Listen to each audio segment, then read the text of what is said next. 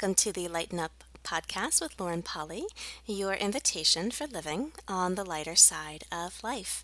I'm Lauren Polly, and I am delighted you have chosen to join me today for episode 235. Surrender. We are going to talk about a deeper release than just simply letting go, simply being able to hand over the controls to someone else for a little while and maybe allow ourselves to be a little imperfect, heaven forbid, but a deeper release than that, actually surrendering to the energies of life, those kind of currents that start to form and crest and move your life in a certain direction. And they're quite upsetting because they're outside of your control. They are either choices that other people have made that impact your situation. We all have that, either professionally, in our business, at work, or personally, the choices made by staff and family members and spouses.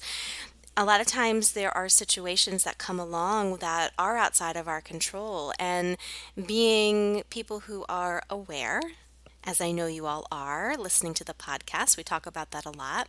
People who are very aware, they are more conscious than not. You are really taking strides to have open eyes, open your mind, open your being to actually look around and be real with what's going on. Be honest with yourself with where your conscious choice lies in any situation. You have a sense of ownership already of being the creator of your life and knowing that the choices that you do make actually impact what shows up in your life. What I want to talk about today is what occurs after you've been doing that work, after you know that. And oh my goodness, these currents come from other people, from outside sources, from bigger places that are outside of your control that start to move your life and impact your life and where we go with it. Right? There is such a degree of held tension. There's such a degree of control and the need for things to be perfect and to work out just the way we want them to in order to know that we are safe or accepted or good enough. Who knows what that is? And quite honestly, you can lose yourself going down the rabbit hole of trying to figure out the why you have control tendencies and the need to be perfect and liked and to perform well. That's not really the important thing. The important thing to notice is that that pattern shows up. And what to do and how to work yourself through it in this fine-tuned way of where am I choosing and creating the energies and the situations that are in my life that aren't working for me.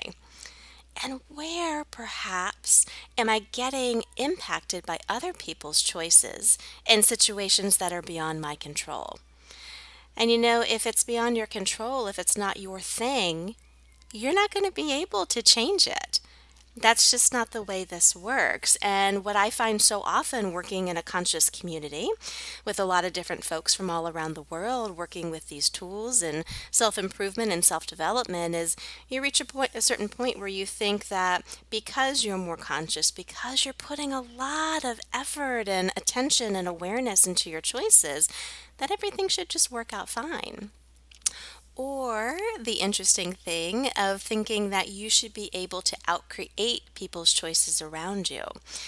So if someone is making a choice that's making your life harder, man, what did I do wrong to create that pops up so frequently for people. But we need to understand that there are certain situations, certain things that are beyond our control, and certain circumstances that may be an opening. Maybe a lesson, maybe a teaching moment in learning how to surrender, how to have control by giving up control, how to actually allow things to work themselves through to the perfection of being what is instead of what we would have it be. And I know that's so strange to hear. How do you have control by giving up control? And how do you have perfection without pushing for perfection or trying to fuss and fiddle with things so that it looks the way you think it should? Well, so much of that comes from this misconception of what is perfect, of what is the creative factor in our life. What if perfection wasn't a predetermined notion that you have or were given by society? What if it wasn't what your mom told you? What if it wasn't what you learned at work in terms of high expectations and performance? What if it wasn't all those subliminal messages you pick up from partners and friends and neighbors? My goodness, the things we pick up just from people we live around is astounding. What if perfection could be rephrased in this time that we have together to be one that actually allows things to be what they are with no filter, with no judgment, with no need to move and tweak and twiddle with it at all, just allowing it to be. And with that eyes, being able to look at a person, a situation, an energy, whatever it is, and go like, I am here with that. And because it is what it is perfect in this moment. It is perfectly complete for what it is, even if it's a pile of crap. I know it's so hard and it's so weird to think of it, but go with me here. Take the biggest thing that's up for you right now. The thing in your life that's just not working. And we all have at least one thing we're usually trying to fiddle with. But bring it out from the shadows if you've been shoving it away and not wanting to look at it. You know, we have that tendency of like pushing it out while trying to perfect it because we don't really want to see it all the way. If you've been doing that, just allow it to come forward. Invite that thing, that person, that relationship to step forward. If you're more like me, perhaps you don't do the repression thing. Perhaps you do the dog with a bone thing, I like to call it, where, oh my goodness, that thing is going to stay bright and shiny in my world until it changes. Thank you. A lot of effort, a lot of force, and a lot of I won't look away.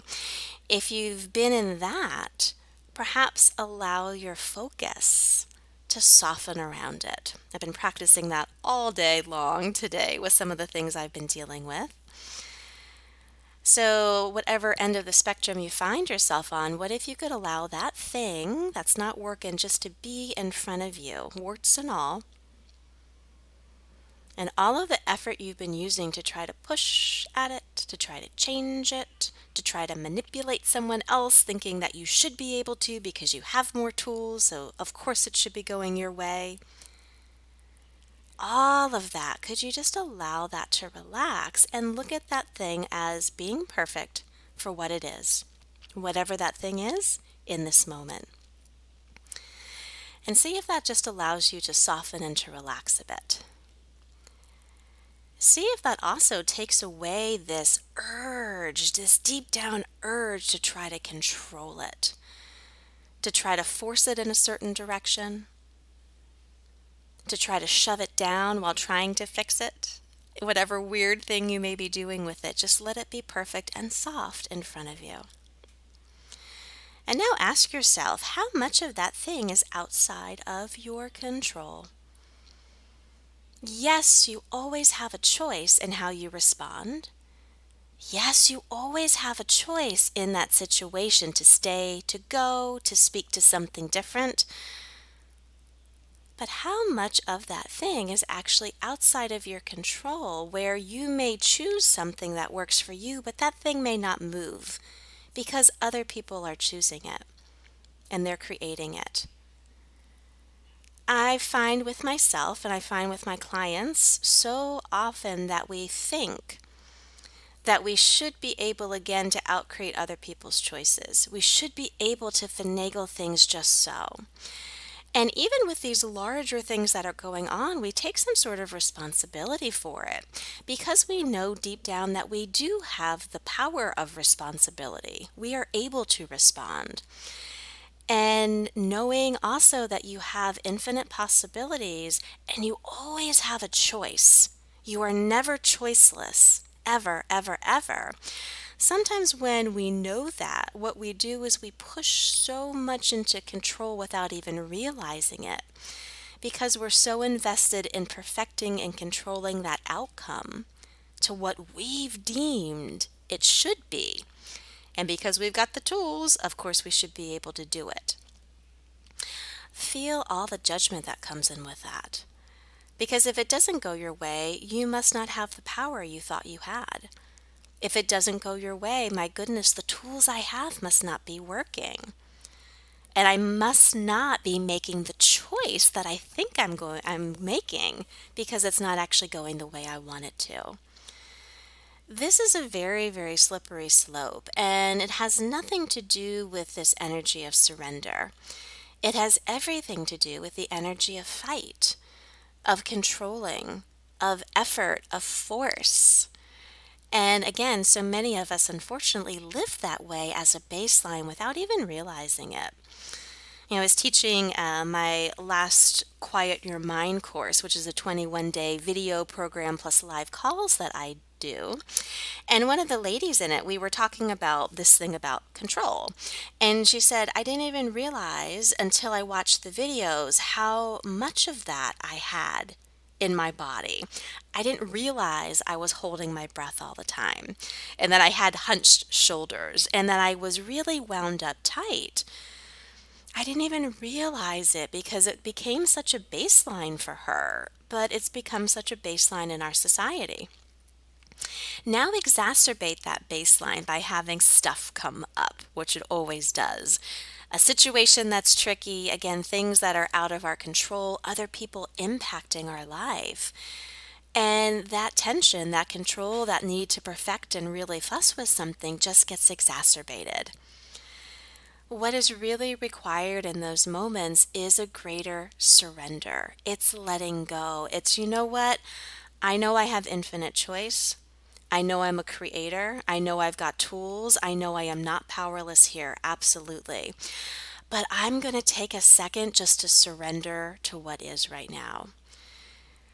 I'm going to allow that thing to be in front of me and see it as perfect for what it is, without any filter, without any judgment, just let it be. I'm going to let myself soften around it. And from there, from that space, I can now start to ask questions to see what choice I could make that would make this work for me, staying, going, changing, what have you. Until you are able to surrender, see what is actually in front of you, not what you think it should be, which is what control and perfection is, you're not really going to be asking the questions that will help unlock it. You're not going to be able to actually see the choices that you have that could possibly create greater in that situation because you're going to be so wrapped up in trying to push it in a certain direction based off of judgment, based off of what you think should be, not what actually is, and even not what actually could be. I invite you, if you're going through big stuff, to practice this exercise of allowing that thing that you've been shoving away or spotlighting too much in your life to just be in front of you and to surrender to it in that moment. Soften, see it, and reframe your idea of perfection for this thing to be perfect as it is. Without wanting to fuss, change, fix it, whatever, just perfect as is. Okay, this is the situation.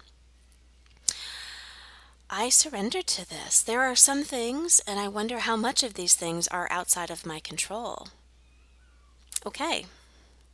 Now, where do I have choice in this situation? What choice do I have that I haven't acknowledged before, that I probably haven't even seen because I've been so bound up, so tight, that I haven't been able to relax enough to expand my perspective to see it? And work from that place. If you don't have big things coming up, I invite you to really start looking at where this may be a baseline for you. Most of the people who take my workshops, most of the people even that I work with one-to-one, the biggest thing that gets up for them time and time again is control. The need to control and dictate every little thing in order to, again, these what ifs, what creates it, perfection, all that stuff, not really important. Just recognizing the pattern and the desire to change it into something that's more soft, more homey, and ultimately leads to greater freedom of choice for you. That is the invitation this week. Hope you have an amazing week, and as always, I will chat with you next Tuesday.